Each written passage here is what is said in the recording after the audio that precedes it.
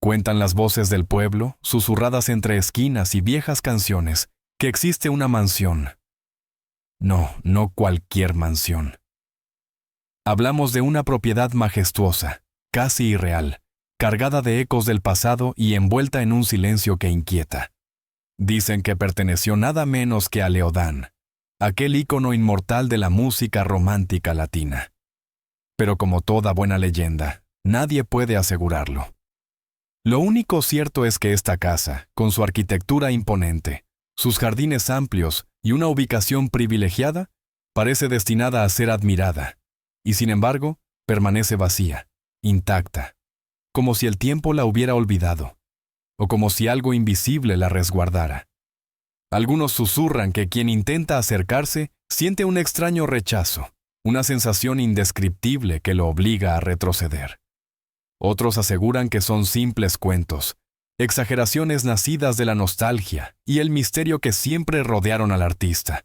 ¿Es acaso una invención popular o existe algo más profundo detrás de estas paredes mudas? Hay quienes afirman, con convicción casi temeraria, que Leodán pasó sus últimos días allí, apartado de todos, sumido en su propio universo. Se habla de habitaciones clausuradas, de pasillos que jamás volvieron a abrirse, de secretos que quizás sea mejor no descubrir. Hoy, aquí, nos adentraremos en este enigma. Vamos a desenterrar las historias que envuelven esta supuesta mansión, explorando tanto los relatos como los silencios. Pero antes, te invito a suscribirte al canal y a activar la campanita, porque después de este video, hasta las leyendas más increíbles podrían empezar a parecerte posibles.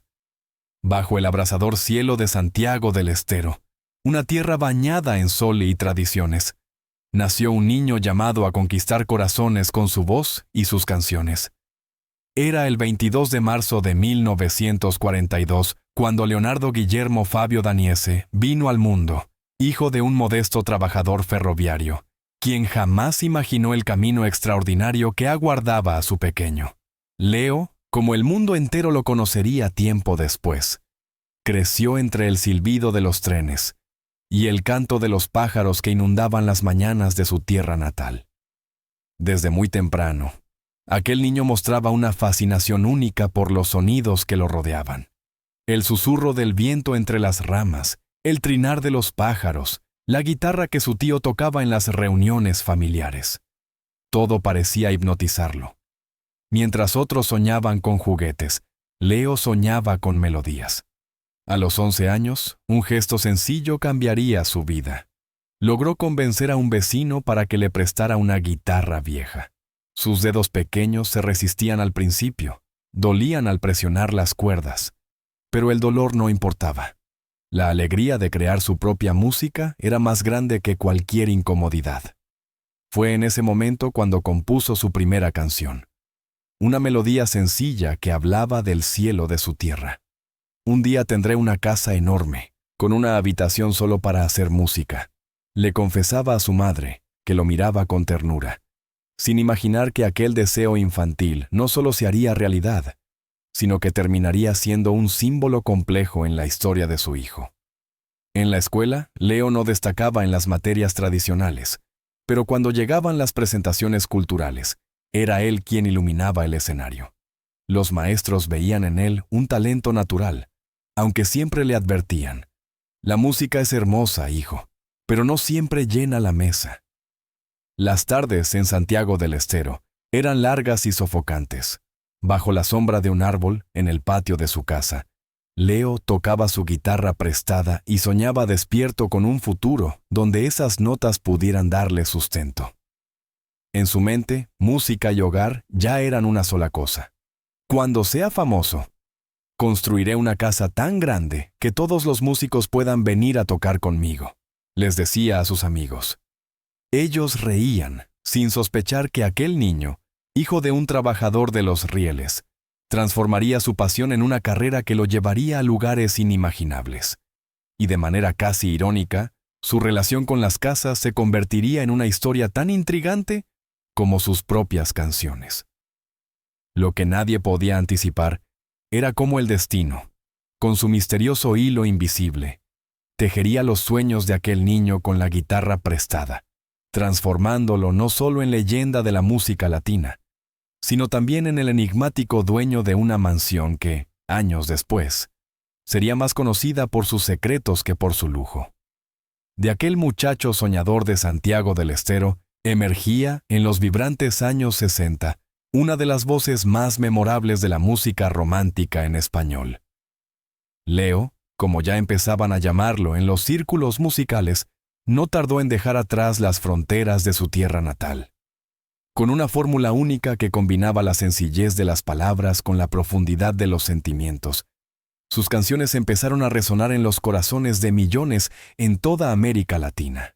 Los primeros contratos discográficos llegaron tras recorrer escenarios humildes, bares oscuros y teatros pequeños de Buenos Aires, donde su voz suave y sus melodías cautivadoras captaron la atención de productores que vislumbraron en él a la próxima gran figura de la música romántica.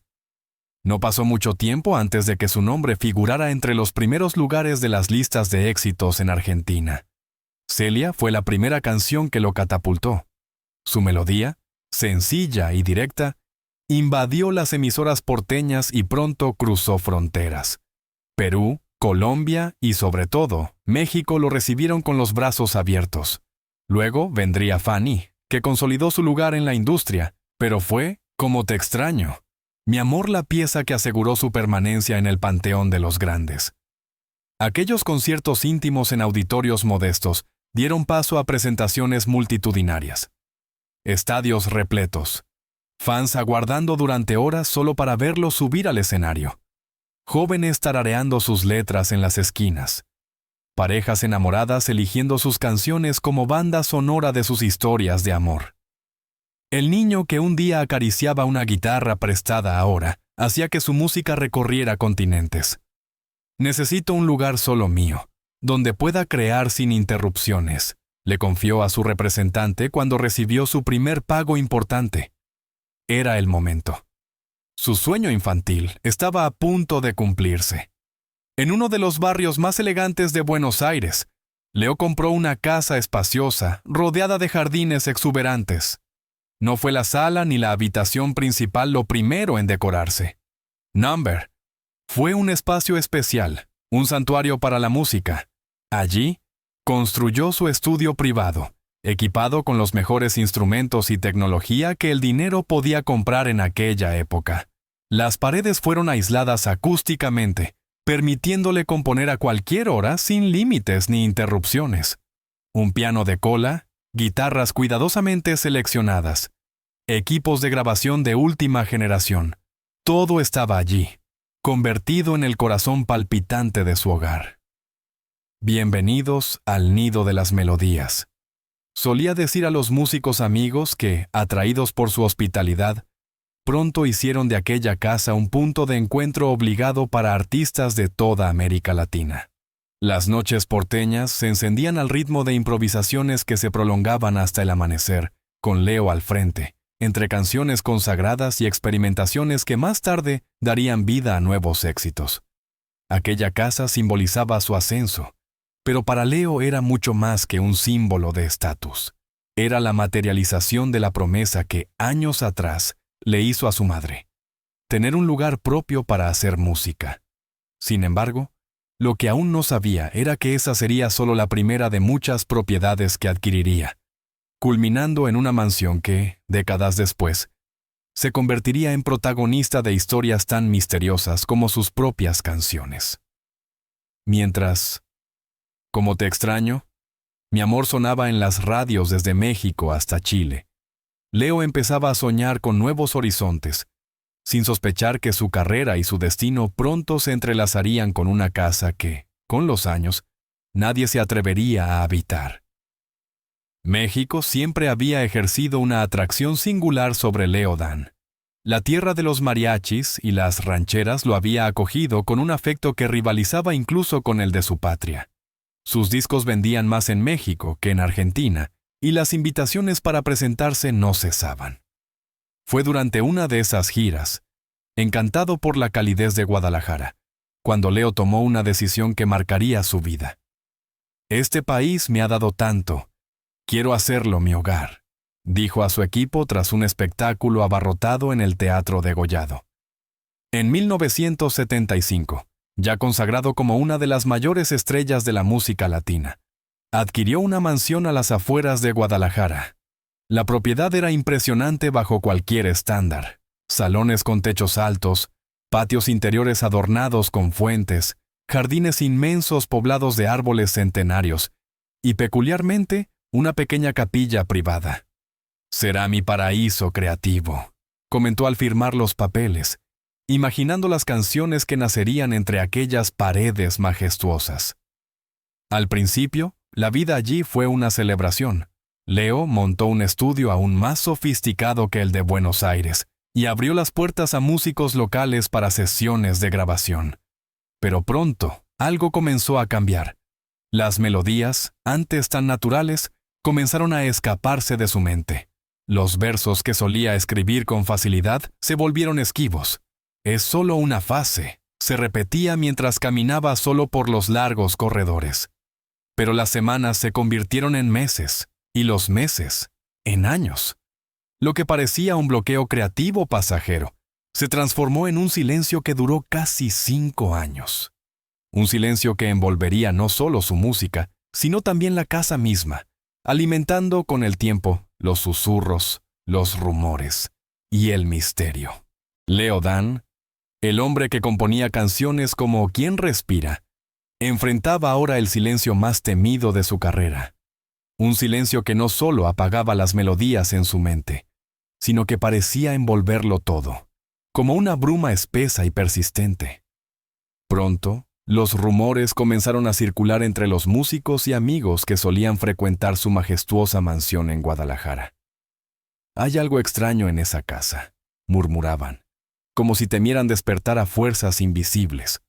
Algunos aseguraban haber escuchado, en las madrugadas, una melodía incompleta que serpenteaba por los corredores, una secuencia de notas fantasmas que, al borde de completarse, se desvanecía en el aire, como si la propia casa intentara componer una canción que jamás lograba encontrar su final.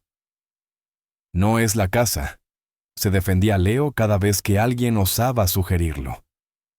Pero sus profundas ojeras y la mirada extraviada contaban otra historia. En escasos momentos de sinceridad, confesaba a sus amigos más íntimos que, a veces, despertaba súbitamente en mitad de la noche con fragmentos de una melodía golpeándole la mente. Y sin embargo, al intentar capturarla, las notas huían, disipándose como la niebla bajo el sol. Óscar Chávez, su entrañable amigo y célebre compositor mexicano, tras pasar un fin de semana en la mansión, no logró ocultar su inquietud. «Este lugar parece drenarte la inspiración, Leo», le dijo con voz grave. «Es como si las paredes absorbieran tu música en vez de amplificarla». La mansión, que debía ser su refugio creativo, se había convertido en una prisión silenciosa. Los jardines exuberantes, la serena capilla, los salones majestuosos. Todo parecía conspirar para acallar su música. Leo empezó a viajar con frecuencia, buscando inspiración en otros paisajes, en otras ciudades, pero siempre regresaba a la mansión, como si algo invisible lo atara a aquel lugar. Irónicamente, fue en medio de esta sequía creativa que su fortuna siguió creciendo, alimentada por los derechos de autor de sus viejos éxitos. Pero la mansión que una vez simbolizó su gloria, ahora era testigo de su mayor fracaso artístico.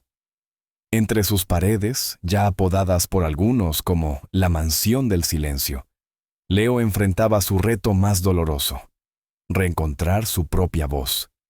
Lo que nadie imaginaba era que aquellos años sombríos no serían el final de su historia con aquella propiedad, sino apenas el principio de una relación tortuosa con una casa que, con el tiempo, nadie querría poseer. Tras esa larga noche creativa, algo cambió en la forma en que Leo entendía su vínculo con los espacios que habitaba. Fue una madrugada, insomne, contemplando las estrellas del cielo mexicano desde la ventana de su habitación, cuando una idea inusitada empezó a germinar en su mente. Tal vez el problema no era la casa, pensó, sino su intento obstinado de forzarle una canción que no le pertenecía. Cada casa tiene su propia alma musical, confesó a su productor una mañana, mientras compartían el desayuno en el patio.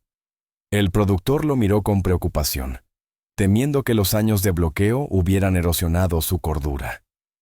Pero Leo parecía más lúcido, más despierto, que nunca.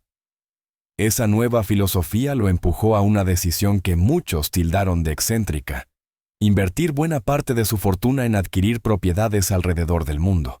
No eran meras inversiones inmobiliarias, era una búsqueda de distintas almas musicales, de espacios que le susurraran melodías únicas. Miami fue su primera parada. Compró una casa junto al mar, con ventanas amplias que abrazaban la inmensidad del Atlántico. Esta casa canta con el ritmo de las olas, le decía a los músicos que lo acompañaban. Allí, las sesiones fluyeron como el agua, y el resultado fue Horizontes Azules, un álbum teñido de influencias caribeñas, que sorprendió a críticos y seguidores por la frescura y renovación de su estilo. Antes de que su público asimilara esa nueva etapa, Leo ya estaba en Madrid, instalado en un antiguo apartamento en el corazón del casco histórico. Aquí las paredes son testigos de siglos de historia. Ellas susurran melodías de otro tiempo, explicaba a los periodistas que lo visitaban. De aquella inmersión nació Ecos de España, un trabajo donde su inconfundible romanticismo se entrelazó con los acordes del flamenco y la nostalgia ibérica. La acústica de una sala no es solo una cuestión de física, sino de alma, escribió en uno de sus cuadernos, reflejando una visión que iba más allá de lo musical. Una filosofía de vida. Aquella etapa nómada, errante y profundamente creativa lo reconcilió con la música tras los años mudos en Guadalajara. Pero, aunque las canciones habían regresado, la sombra de la mansión del silencio seguía proyectándose sobre su leyenda, esperando, paciente, su próximo capítulo. Sin embargo, la mansión mexicana permanecía en su patrimonio como un recordatorio inamovible de aquel capítulo sombrío. Mientras sus nuevas casas cantaban, aquella guardaba un silencio denso, casi deliberado, que aún perturbaba su memoria. Pero el verdadero desafío a su teoría, esa intuición íntima de que cada casa posee un alma musical, estaba por manifestarse en la forma más insólita. Fue una paradoja cruel que su obra arquitectónica más ambiciosa no quedaría marcada por la música que allí se compuso, sino por el desconcertante misterio de una melodía que jamás llegó a nacer. El año 1988 trajo un nuevo capítulo a esa compleja relación entre Leo Dan y los espacios que definían su arte. Durante una visita a su tierra natal, en el noroeste argentino, escuchó hablar de una antigua casa colonial a las afueras de Tucumán, una reliquia olvidada del siglo XVII, rodeada de vegetación cerrada, con vistas privilegiadas a las montañas y un pasado tan cargado de historia como de leyendas. Movido por una curiosidad que él mismo no supo explicar, decidió conocerla. La primera visita bastó para hechizarlo. Gruesas paredes de adobe, patios internos con fuentes de piedra, corredores de madera que crujían como si guardaran secretos, y una torre de observación que parecía mirar más allá del presente. Esta casa tiene historias que contar, murmuró al recorrer sus estancias polvorientas, casi en trance. Sin discutir el precio, la adquirió por exactamente 88.800.000 pesos argentinos. Una cifra que no pasó desapercibida para el artista, obsesionado con patrones y símbolos. Es una señal, esta será la casa 88, le anunció a su abogado al firmar la escritura. El nombre pegó. La restauración se convirtió en un proyecto personal.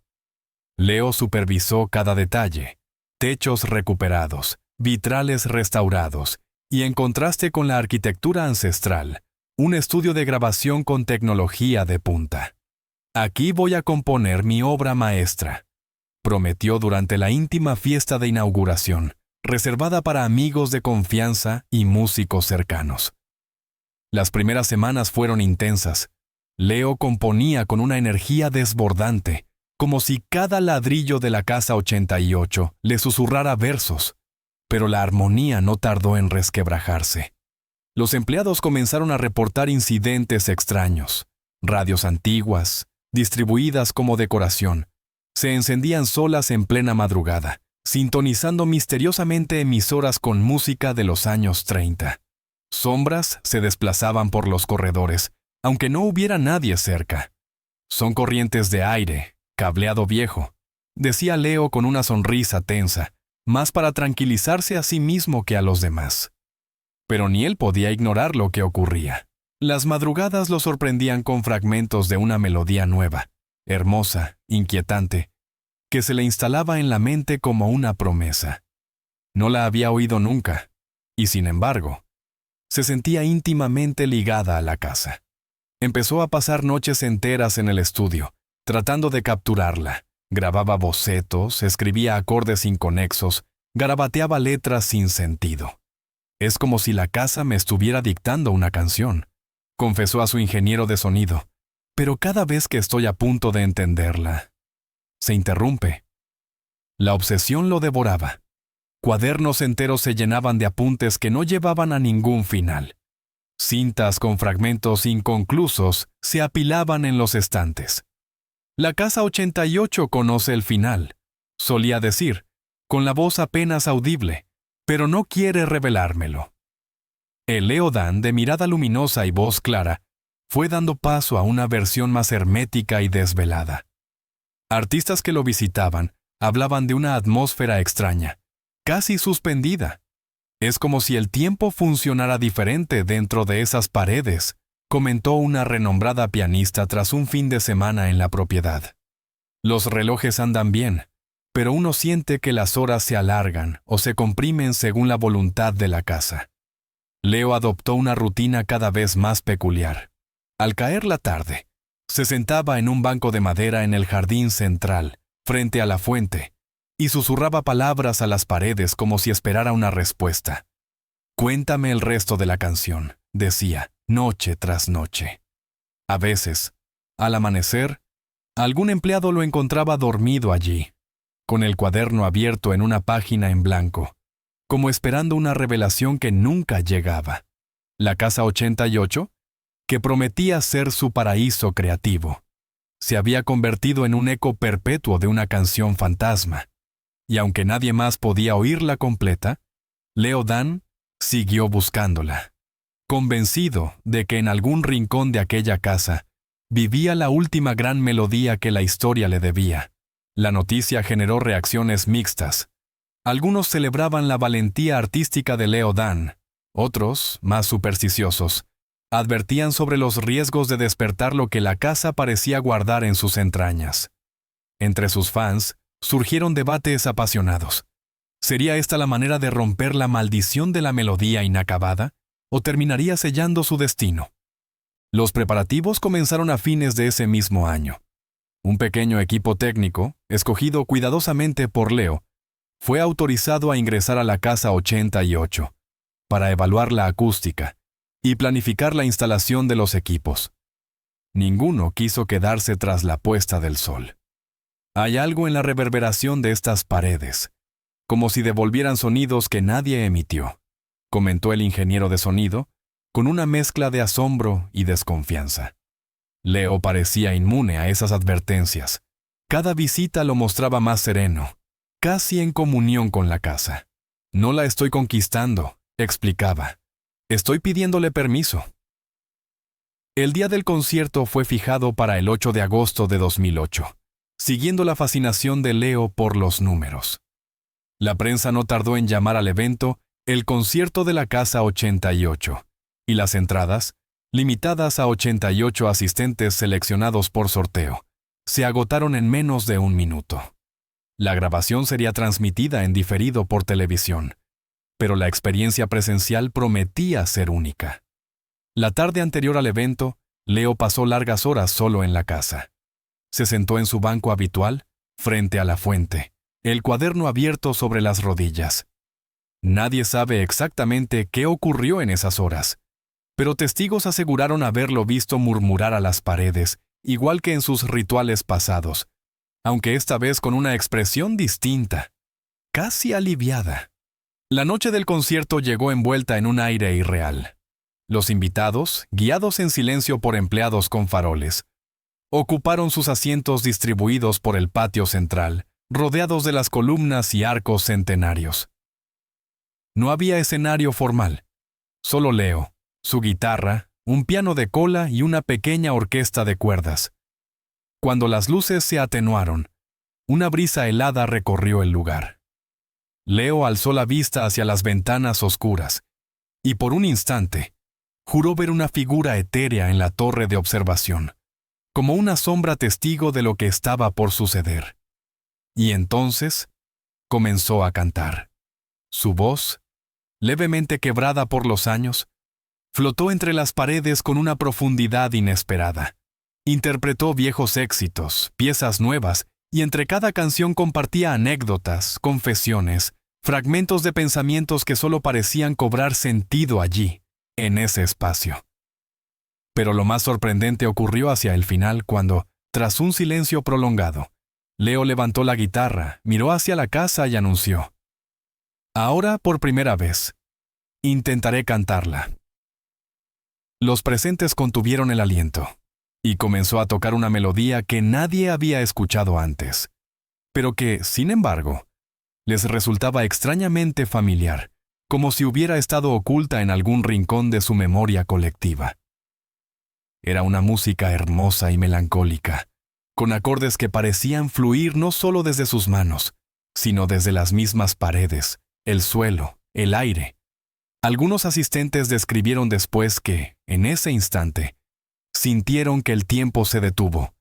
Otros afirmaron haber escuchado una segunda voz, femenina y lejana, armonizando desde algún lugar invisible de la casa. La canción no tuvo letra completa. Leo improvisaba versos fragmentarios, como si los recogiera al vuelo, pero todos coincidieron en que, al terminar, una sensación de paz, y también de despedida, impregnó el ambiente. Cuando la última nota se apagó, Leo cerró los ojos, dejó la guitarra sobre el suelo y susurró: «Gracias». Los aplausos no estallaron inmediatamente. Por un momento nadie se atrevió a romper el silencio. Y cuando finalmente aplaudieron, no fue solo para Leo Dan, sino también, lo entendieron todos, para la Casa 88. Esa misma noche, tras despedir a los invitados, Leo permaneció en la casa. A la mañana siguiente, el cuidador lo encontró sentado en su banco, con una expresión tranquila y una sonrisa apacible. El cuaderno estaba cerrado sobre su pecho. Leo Dan falleció esa madrugada, a los 66 años, dejando la melodía completa escrita en la última página. La Casa 88 nunca volvió a abrir sus puertas. Desde entonces, nadie ha vuelto a escuchar aquella canción. Pero dicen que, en ciertas noches de agosto, si uno pasa cerca de sus muros, aún se puede oír, muy suave, la última melodía que la casa decidió compartir. La noticia llegó en la tarde del 1 de enero de 2025. Leo Dan había fallecido tranquilamente en su casa de Miami, rodeado de sus seres más cercanos, con una expresión serena y una pequeña libreta sobre su pecho. Su partida fue recibida con una mezcla de tristeza y reverencia en el mundo artístico. Los medios destacaban su legado musical, sus éxitos inmortales, pero también esa última etapa introspectiva, casi mística, que lo había convertido en una figura de culto más allá de la música. Lo que pocos sabían es que la libreta encontrada con él no estaba vacía. Contenía una única página escrita, sin título, sin firma, solo una serie de notas musicales cuidadosamente dispuestas, sin letra ni indicaciones. Era, al parecer, la melodía final. Su esposa decidió entregarla a su productor de confianza, quien convocó a los músicos más cercanos a Leo para intentar descifrarla. Sin embargo, al interpretarla, algo extraño sucedió.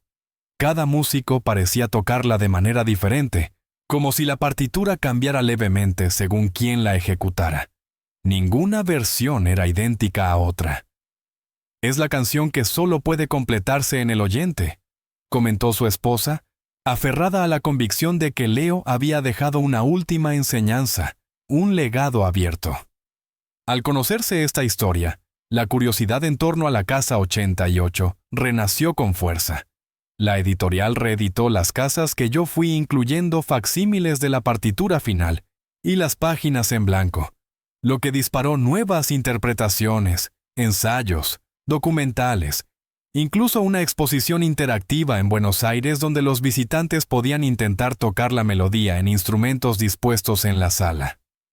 Pero lo más inquietante ocurrió meses después de su muerte, cuando un grupo de admiradores se reunió frente a la Casa 88 para conmemorar su cumpleaños. Aquella noche, según múltiples testimonios, una música tenue comenzó a emanar desde el interior de la casa. Una melodía inacabada, etérea, como si las paredes mismas hubieran aprendido finalmente a cantarla. Nadie logró grabarla. Quienes estuvieron allí afirman que no era posible capturarla con micrófonos, ni repetirla exactamente. Solo podía ser escuchada una vez, por cada oído dispuesto a entenderla. Desde entonces, la Casa 88 permanece cerrada, pero cada 8 de agosto, grupos de músicos, poetas y fanáticos peregrinan hasta sus portones, dejando partituras incompletas, letras fragmentarias, pequeños instrumentos atados a las rejas, repitiendo las palabras que Leo Dan escribió en su último capítulo. El final pertenece a quien oye, a quien lee, a quien se atreve, y así, su leyenda sigue creciendo. Algunos dicen que Leo finalmente se convirtió en una melodía, resonando no solo en las casas que habitó, sino en cada rincón donde alguien se atreve a escuchar el silencio con atención. El director del Museo Nacional de Música Latinoamericana envió una carta breve, escrita a mano, que se convirtió en objeto de especulación cuando fue filtrada meses después. Después de recorrer la casa, entendí lo que Leo quiso decir con su silencio. Esta propiedad no necesita ser preservada como un monumento. Ya es, por sí misma, una composición viva. No seremos nosotros quienes interrumpamos su melodía. La carta no incluía detalles adicionales, pero bastó para que el Consejo archivara el proyecto de adquisición indefinidamente. El museo nunca volvió a referirse públicamente a la Casa 88.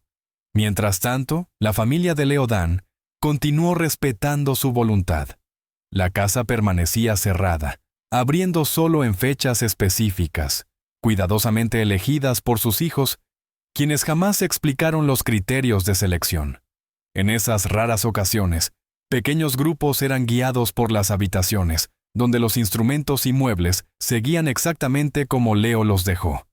Ninguna cuerda afinada, ninguna tecla tocada, solo silencio. Pero los visitantes contaban que no era un silencio vacío. Era un silencio que parecía escuchar, describió un joven pianista tras una de las visitas, como si en cualquier momento la casa misma pudiera comenzar a tocar. Un rumor comenzó a circular entre los músicos que lograban entrar. Una partitura incompleta permanecía sobre el atril del piano principal. Nadie podía tocarla. Nadie lograba leerla completamente. Las notas parecían difuminarse cuanto más intentabas descifrarlas. Algunos decían que incluso cambiaban ligeramente de lugar si las mirabas demasiado tiempo.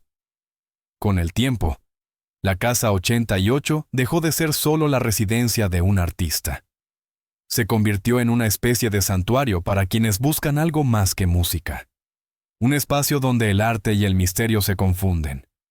Donde cada silencio sugiere una historia no contada. Cada aniversario de Leo Dan, los hijos abren las puertas una única noche, dejando que músicos seleccionados por invitación crucen el umbral. Ninguno de ellos ha querido compartir lo que sucede allí dentro.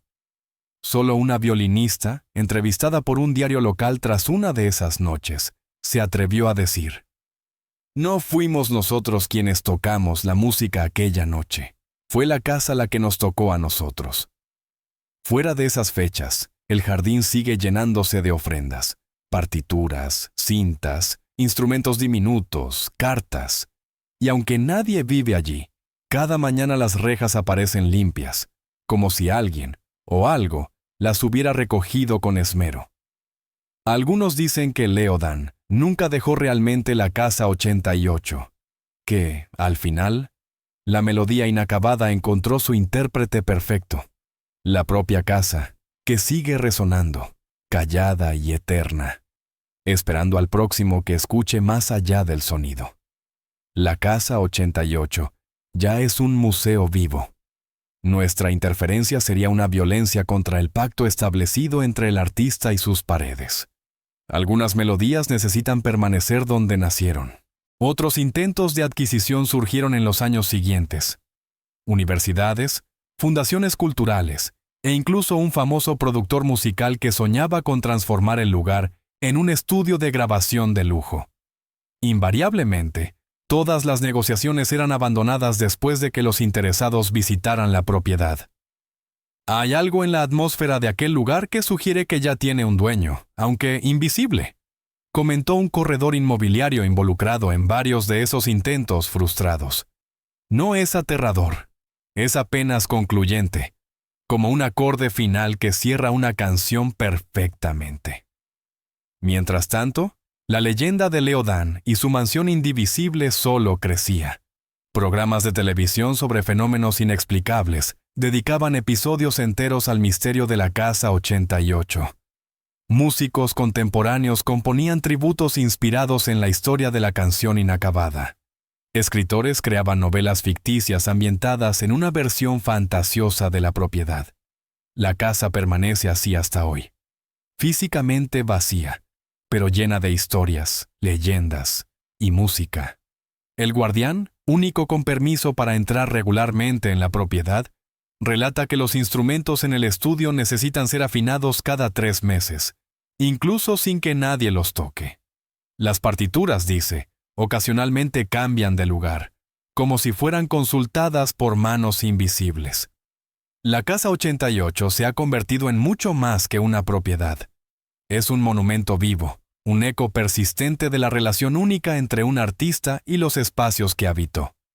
Como las melodías inmortales de Leodan, ella resiste al tiempo, susurrando secretos musicales a quienes saben escuchar, reservando una canción que, incluso ahora, sigue incompleta.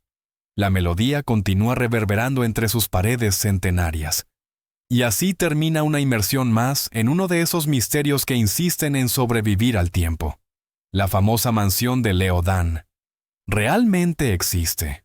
¿O todo esto no es más que una historia contada y recontada, llena de lagunas y susurros? Pero ahora cuéntame, ¿ya habías oído hablar de esta Casa 88? ¿Has escuchado algún relato parecido? ¿O todo esto es completamente nuevo para ti? Déjame tu respuesta en los comentarios. Me encantaría saber qué opinas.